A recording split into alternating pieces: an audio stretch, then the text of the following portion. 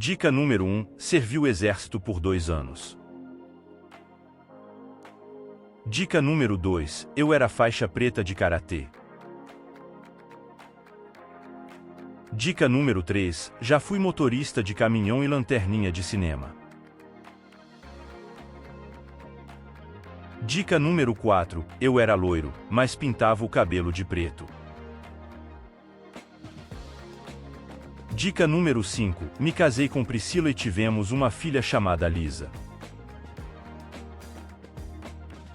Dica número 6. Meu nome do meio é Aaron. Dica número 7. Nasci em 1935 e morri em 1977. Dica número 8. Sou norte-americano, nascido em Mississippi. Dica número 9. Morri com 42 anos, vítima de um ataque cardíaco. Dica número 10. Apareci na TV pela primeira vez em 1956, no Stage Show. Dica número 11. Fui interpretado nos cinemas por Austin Butler. Dica número 12. Minha mansão se tornou um museu aberto aos fãs.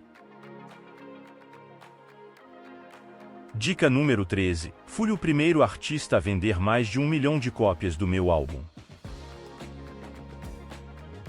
Dica número 14. Vendi mais de 1 bilhão de discos no mundo todo. Dica número 15. Fui o único artista a ter entrado nos 3 grandes Hall da Fama musicais: rock, country e gospel.